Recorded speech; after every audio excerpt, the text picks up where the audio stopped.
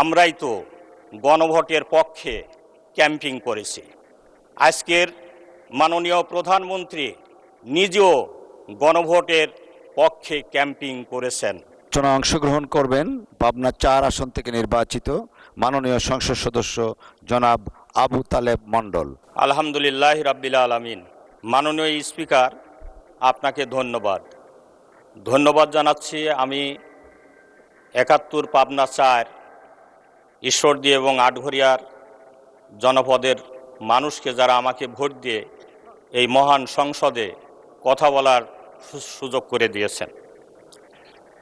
মাননীয় স্পিকার, আজকে আমরা যারা এই মহান সংসদে আসার সুযোগ পেয়েছি, তারা সকলেই ১৭ বছরের ফ্যাসিস্ট সরকারের নির্যাতনের শিকার। এখানে সরকারি দল নয়, বিরোধী দল নয়, আমরা সকলেই এই ইতিহাসের সাক্ষী। আমরা জানি আমরা অনেকজনকে এ সময় হারিয়েছি। আমরা হারিয়েছি মৌলানা মতিউর রহমান নিজামীকে, আমরা হারিয়েছি বেগম খালেদা জিয়াকে। বেগম খালেদা জিয়া তিনবারের সফল প্রধানমন্ত্রী, তাকে সংবিধানের আজকে কথা বলা হচ্ছে, আবেগের কথা বলা হচ্ছে। আমরা বলতে চাই, কোন সংবিধান দিয়ে বেগম খালেদা জিয়াকে কারাগারের অন্তরালে নিয়ে আসা হয়েছিল? কোন সংবিধান দিয়ে মৌলানা মতিউর রহমান নিজামী সহ 11 জন আমাদের শীর্ষ নেতৃত্বকে আপনার শহীদ করা হয়েছে? মাননীয় স্পিকার, এসব ইতিহাস আমাদের জানা আছে। 17 বছর আমরা সকলেই এই ফ্যাসিস্ট সরকারকে বিদায় করার জন্য কাঁধে কাঁধ মিলে কাজ করেছিলাম। আজকে সেভাবেই বলতে চাই যে আজকে যে সংস্কারের কথা বলা হচ্ছে এবং সংবিধানের সংশোধনের কথা বলা হচ্ছে, আমাদের সন্তানরা গত 24 জুলাই 36 জুলাই আন্দোলনে জীবন দিয়েছে। অনেক মা তার সন্তানকে হারিয়েছে, অনেক বোন বিধবা হয়েছে, অনেক পিতা তার সন্তানকে হারিয়ে আজকেও আহাজারি করছে। এমনি অবস্থায় দেশবাসী গণভোট অংশগ্রহণ করেছে। আমরাই তো গণভোটের পক্ষে ক্যাম্পিং করেছি। আজকের মাননীয় প্রধানমন্ত্রী নিজেও গণভোটের পক্ষে ক্যাম্পিং করেছেন।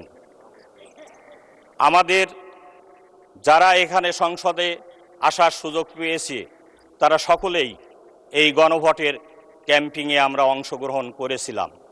দেশবাসী প্রত্যাশা করে গণভোটকে আইনে পরিণত করবার জন্য, সংস্কার আইনে পরিণত করবার জন্য। কিন্তু আজকে আমরা অনেকেরই দেখছি, বলতে শুনছি যে সংস্কারের প্রয়োজন নেই। আমাদের মাননীয় প্রধানমন্ত্রী, স্বরাষ্ট্রমন্ত্রী জুলাই যোদ্ধাদের সম্পর্কে কথা বলতে গিয়ে আমি এই কথা বলতে চাই, যদি জুলাই অনুষ্ঠিত না হতো তাহলে আমরা এই মহান সংসদে আসার সুযোগ পেতাম না। জুলাই অনুষ্ঠিত না হলে আজকের প্রধানমন্ত্রী দেশে ফিরতে পারতেন না। জুলাই অনুষ্ঠিত না হলে আজকের মাননীয় স্বরাষ্ট্রমন্ত্রী বিদেশ থেকে আসার সুযোগ পেতেন না।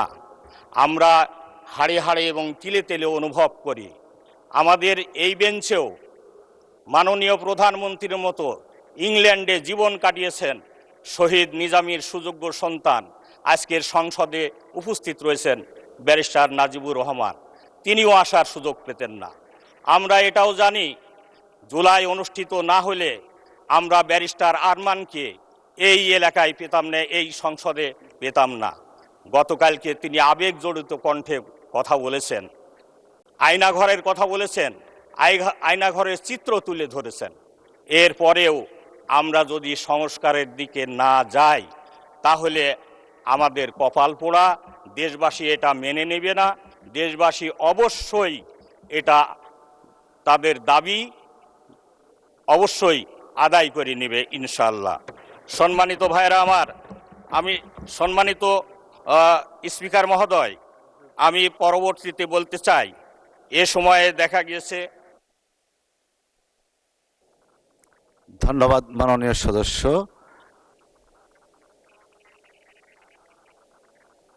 অসংখ্য ধন্যবাদ, আপনাকে 1 মিনিট সময় বরাদ্দ করা হলো। মাননীয় স্পিকার, আমি পরিশেষে বলতে চাই যে অতএব আমরা যারাই সকলে নির্যাতনের শিকার হয়েছি, জুলাই সনদ এবং জুলাই সংস্কার বাস্তবায়ন করে দেশের প্রত্যাশা, জনগণের প্রত্যাশা যেন আমরা পূরণ করি, একটি নতুন বাংলাদেশ যেন আমরা কায়েম করতে পারি, সকলে ঐক্যবদ্ধভাবে আমরা মিলিতভাবে এই আশা পোষণ করে সকলকে ধন্যবাদ জানাচ্ছি। মাননীয় স্পিকার, আপনাকে ধন্যবাদ জানাই। ধন্যবাদ মাননীয় সদস্য। মাননীয় সদস্যবৃন্দ, আমি অত্যন্ত আনন্দের সঙ্গে জানাচ্ছি যে সংসদের বৈঠক আগামীকাল 24শে চৈত্র 1432 7ই এপ্রিল 2026 তারিখ রোজ মঙ্গলবার সকাল 10টা 30 পর্যন্ত মুলতবি ঘোষণা করা হলো। আপনাদের সহযোগিতার জন্য অসংখ্য ধন্যবাদ জানাচ্ছি।